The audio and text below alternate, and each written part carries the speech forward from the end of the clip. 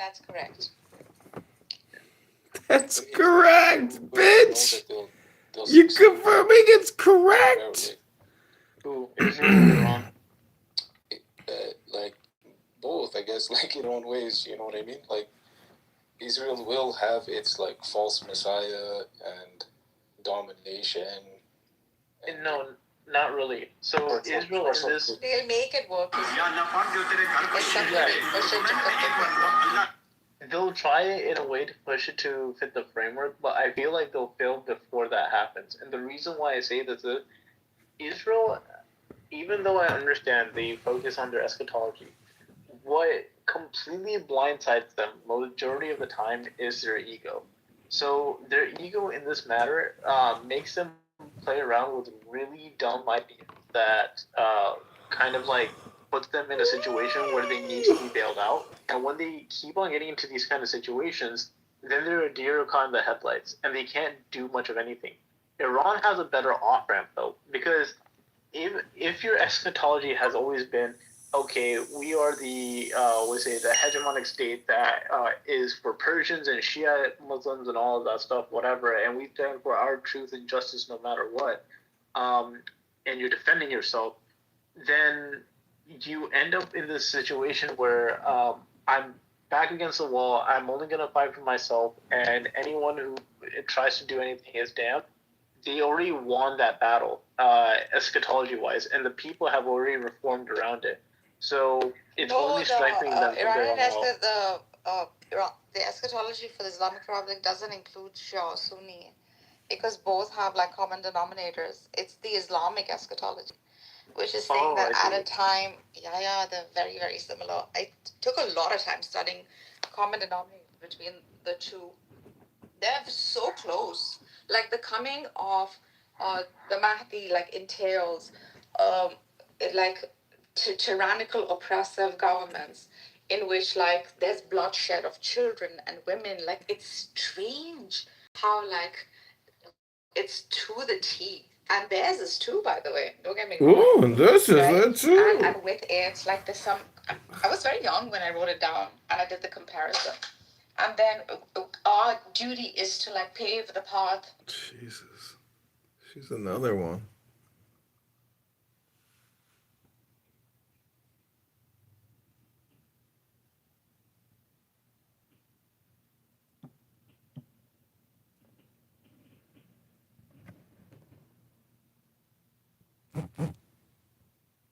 The Muslim thought he was being very deceived, like he was being very deceitful and crafty. So he started ringing the bell.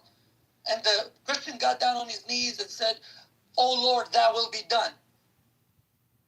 And he pulled it out and boom, into his mouth. Right? Now the Christian had one of his buddies call out to the prayer. Allahu Akbar, Allah. So the Muslims just got down and prostrated, and the Christian went all up in his ass. Right? And you know what happened? The Muslim said, "You know what? I should have followed the Prophet." When the Prophet said, "Trust God, but tie your horse." Me, I trusted God, but he gave up my ass. I should have tied my ass. See, things happen, bro. Things happen in this world. Strange things happen in this world. So I don't know why you guys are so crazy about, no, man, I don't want to become Muslim. Look, being a Muslim, you get free tickets, you get, extra sides. I mean, and plus, you get to go to heaven. Free Viagra. Like the Viagra pill just never dies off.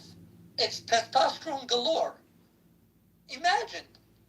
Imagine everyone. I'll tell you something interesting about Islam, right?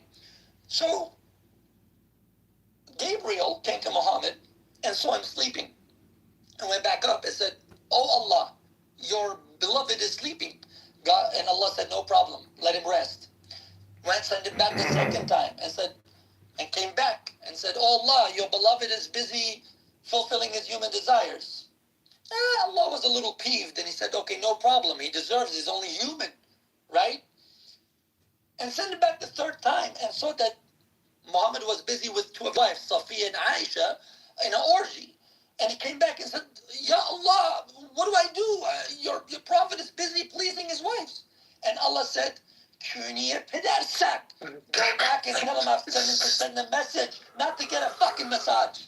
Anyway, the story. So, shit happens.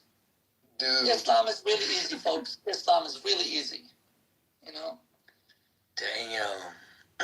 It's funny. I feel kind of, I feel like I feel a bit ironic. Let's put it that way, right? When the Abbasids went to get the Mahdi, he went into the sewage, and they couldn't find him. Dude, his name is not even Mahdi, Muhammad ibn Askari. Like, how the fuck they even changed the name over the years? I know, but if I say Muhammad ibn Askari in front of a 2-year-old, you're gonna give him trauma. I mean, just imagine. Anyway, so I'll tell you something even more interesting. So when the Abbasids came after the Mahdi, right, the guider, right, the guide, well, if I slant the word a little bit, it's more like the guide. Basically.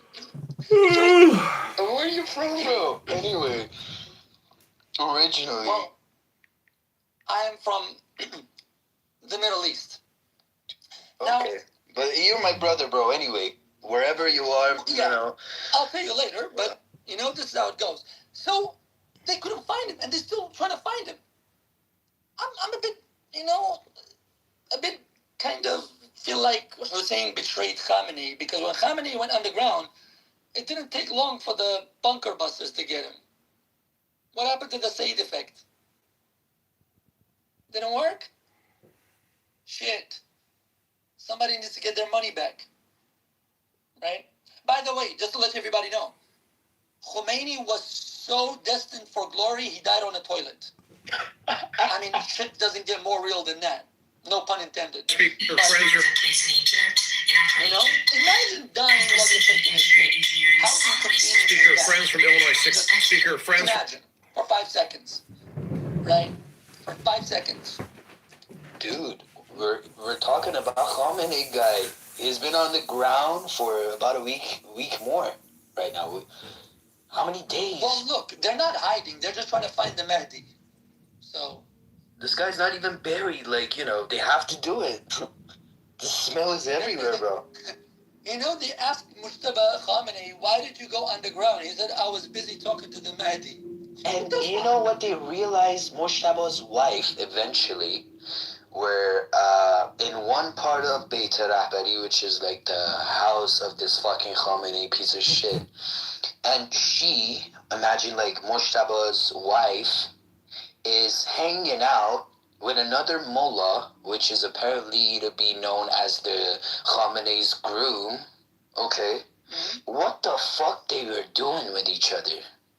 Since, Donald Trump announced, like, Mujtaba has some kind of an LGBTQ, fucking, I don't know, homosexuality in him. So, what your wife was doing in that part with the groom of Khomeini? During the Iran-Iraq war, Khomeini gave a lot of the Sepah members a key, right? A key.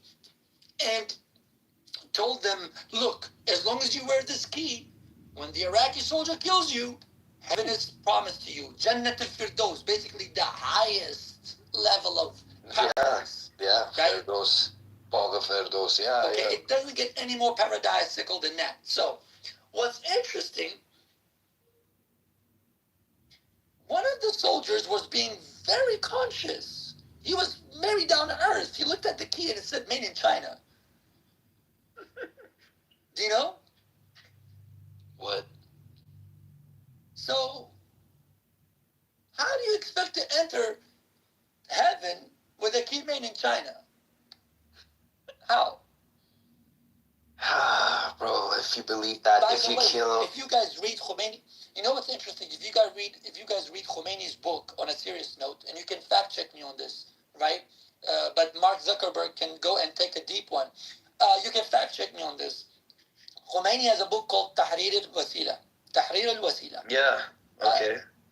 Tahrir al-Wasila means basically the liberties. Let me just translate it very briefly. Basically, the liberties of a Muslim. They're explaining the Islam's moralities and the freedom in Islam. Yeah, okay, I get saying it. If your wife is under the age of 9 and she cannot withstand wata or penetration, what you can do is be a bit more libertine. Take your pee out and put it between her thighs and start thighing her. Tafkhis. And that's basically what it is. That's basically what it is. Yeah, that's true. I don't know why Epstein is really such a big idea in the West. I mean, you have Khomeini, you have Mohammed. Why is Epstein such a big deal?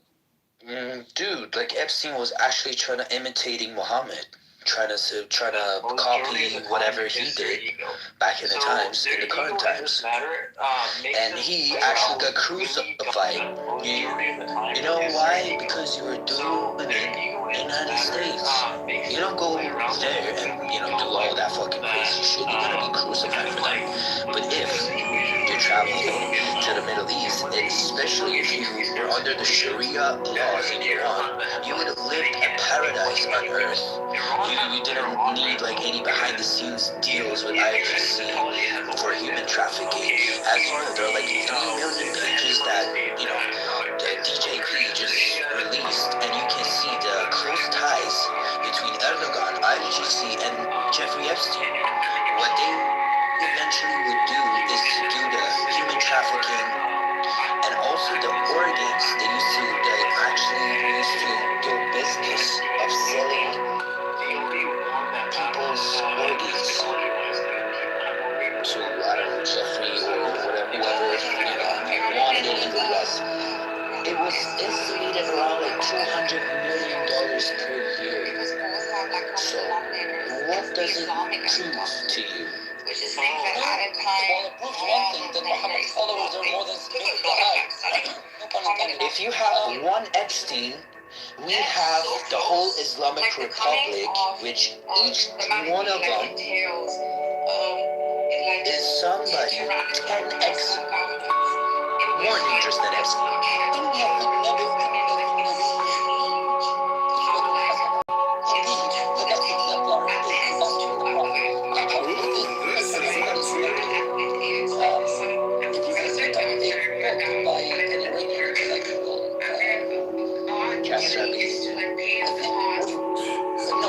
I think he would have been pivotal in the prevention of the Islamic takeover. I've said this 2 centuries of silence. Are you talking about that? No, 23 years. This was his song. His name is Ali Dashti. Ali Dashti published this book in 1937, and I think it is one of the. For those who know how to read version, of course. But with this AI, I think you can read something. That was the guy who actually was terrorized by Muslims, right? Yeah. Ali Dashti wrote this book because his son, or 23 years, which chronicles the emergence of Islam at its progenitor stages to its full development stage with the conquest of Mecca. And of course, he talks about the renunciation that happened after Islam, because the Arabs wanted to renunciate Islam. They did actually make it. Some even tried, Arabs did leave Islam after Muhammad by like a couple of weeks. But Abu Bakr,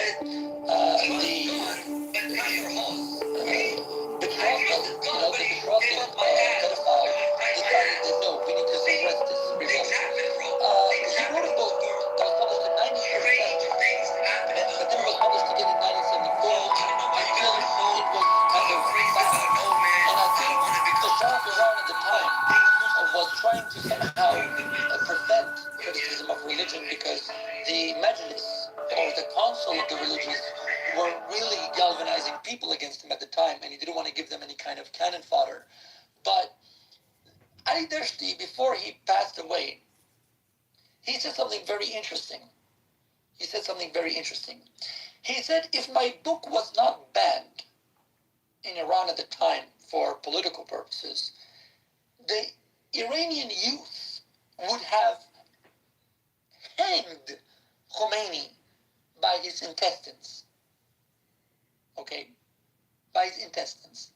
So, I find it quite interesting that nobody has heard of someone like Ali Deshti, not even in the most liberal Western universities.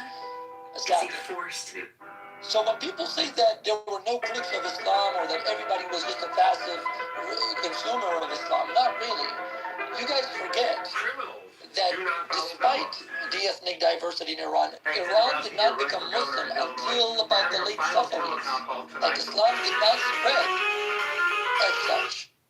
Even the Syrian historian from Iraq, his name is Wadi al-Juwaida, he says when it comes to the major assassinations of Muslim leaders and their imposition, many of them were carried out by basically what is now known as Iranian peoples or Indo-Iranian peoples, from Umar to Ali to others. So when people say that these, how did they know? That's not true. Iran did not become Muslim. Yo, imagine us mourning for Hussein ibn Ali, the third Imam of Shiayan Dunya. Imagine, I mean, only 1% of percentage of the Muslim around the world would know who is Hussein ibn Ali. The rest, they don't even know who the fuck he is, or what the fuck am I even talking about, right? Imagine we as Persians, we were forced to mourn for this guy past 1400 years plus. And same. Like doing these fucking crazy bloodthirsty rituals for him in Muharram, okay, which he participated in killings and massacring Persian people in Tabaristan, which is the northern side of Iran, which is known as Mazandaran these days, okay. He and his brother, Hassan ibn Ali, right? By the orders of Omar, directly they attacked them. They wanted to conquer that castle. They killed 700 men. They wanted to fucking give them asylum. They didn't do that. I will say this before I go. And this is factual as well as funny. When Hussein came to Karbala, and it was confronted with Yazid's army, basically the second galvanized army of the Umayyad Empire, or Umayyad Kingdom later on. And Hussein came into the tent. He was panicking, gasping for air. He said, "Oh fuck!" His wife's name was fuck! He came into the tent, right? He said, "What is it, Bibi? What do you want?" And Bibi said, "You." And then that's when Hussein was trying to recourse back to Iran and said, "You're bad, Bibi." So shit happens, man. But you can fact check me on this. Wali Nasser speaks about this.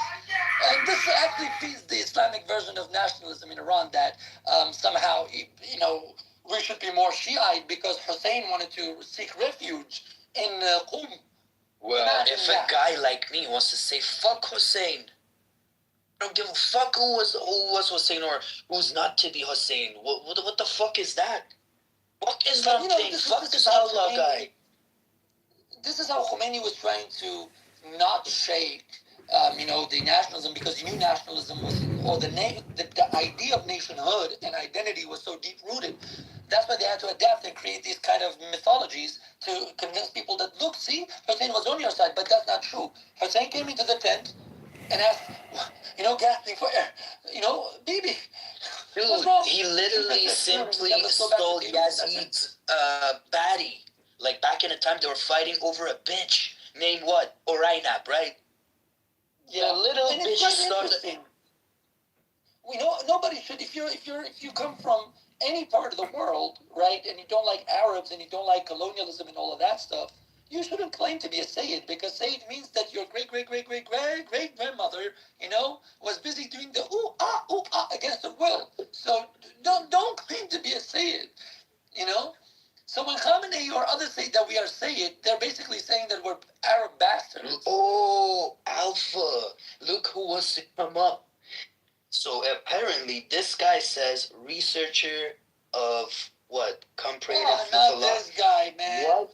And the Quran No. PhD in applied science. Listen, you know what's interesting about this guy? He sounds like, when he speaks, he says Quran. He sounds like, a Persian who learned Arabic in India and decided to go to Madagascar and change his name to Toto. What's going on here? Did you see, like, No, these in all days I'm seriousness. seeing Pakis, Afghanis trying to advocate for my country, telling my Persian ass how to fucking defend my